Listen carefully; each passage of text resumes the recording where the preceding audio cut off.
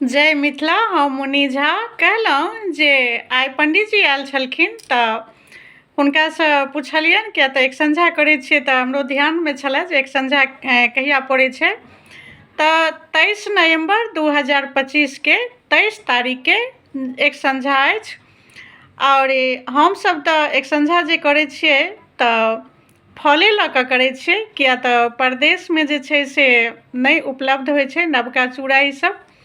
तऽ केना कयल जाइ छै सेहो कहि दै छी, किया तऽ हमरो बेटी फोन कऽ कऽ पूछने छलै जे मम्मी केना ठानै छी, एक संझा केना करै छी, तऽ सभटा ओकरा बतेलियै।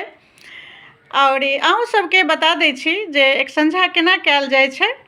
शनि दिन जे छै एक दिन पहिले नहायल खायल जाइ छै, बाल सब धो कऽ नहा लेब आओर शुद्ध खाना पीना खायल जाइ छै। लहसुन प्याज नहि खायल जाइ छै। नहा खायके मतलब होइ छै जे अरबा अरबाइन यानी कि शुद्ध खाना खायल जाइ छै, बिना लहसुन प्याजके बाहरके किछु नहि खेबै, घरमे शुद्ध खाना बनायल खायल जाइ छै। आओर शनि दिन शुद्ध खाना खेबै, दिन राति नहा खेबै।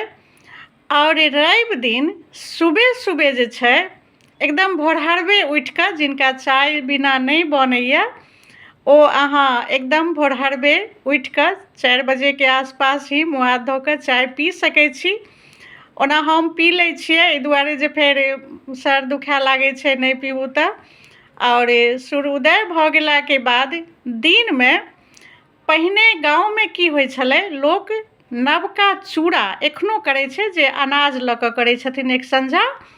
ओ चूड़ा, केरा आओर गुड़, दूध, चूड़ा, केरा, गुड़के प्रसाद दै छथिन आओर अनाज लऽ कऽ एक संझा करै छथिन।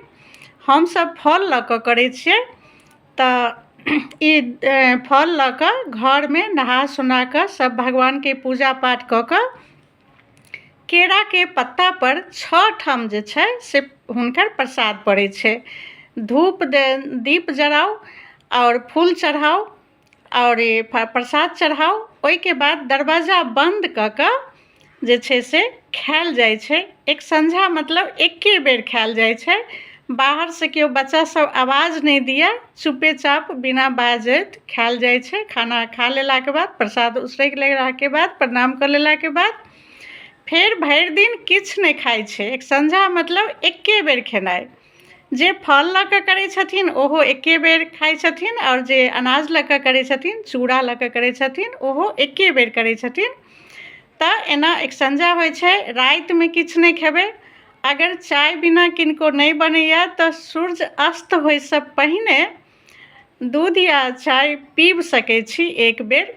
ओना नहिए पियै छलियै, पहिने तऽ लोक नहिए पियै छलै।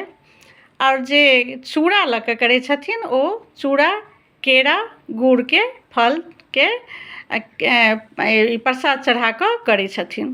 आओर फलोवला लोक करै छै आओर चूड़ोवला लोक करै छै, अनाजोवला लोक करै छै।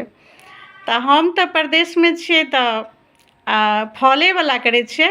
अनाजवला तऽ गाँवमे लोक बेसी करै छै नवका चूड़ासँ।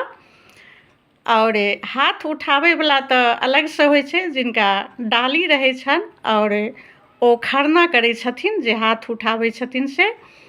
आओर खरना कऽ कऽ तखन जे छै से डालीपरमे अरतक पातसभ दऽ कऽ, फूल फलसभ दऽ कऽ डाली करै छथिन। हुनकर विध व्यवहार अलग होइ छै। आओर जे पहिल बेर करै छी ने ओहो एके रङ्ग होइ छै। आओर जे हर बेर ओहिना कयल जाइ छै। बस ई जे छै से 6 महीनाके रहै छै। इजोरिया पक्षमे ई एक संझा एकटा कऽ हर महीना कऽ सकै छी। ओना तऽ अनूना लोक सभटा करैए तऽ आओर बढ़िआँ। आओर ठानल जेतै 23 तारीखसँ, 23 नवम्बर 2025 रवि दिनसँ लोक शुरू करतै। आओर सभटा अनूना करू तऽ आओर बढ़िआँ। आ नहि जो एक संझा करू तऽ इजोरिया पक्षमे एकटा कऽ एक संझा कयल करू। फलवला करब तऽ आओर बढ़िआँ। परदेशमे तऽ फलेवला लोक करै छै। बस इएह विध विधान छै एक संझा करैके। ओही दिन जे छै से 23 नवम्बर 2025के एक संझा अछि, रेवसन पाबनि। आओर लबान सेहो अछि। दुनू पाबनि एके दिन पड़ल हन। तऽ ठीक छै, जय मिथिला, जय मैथिली, बाय बाय।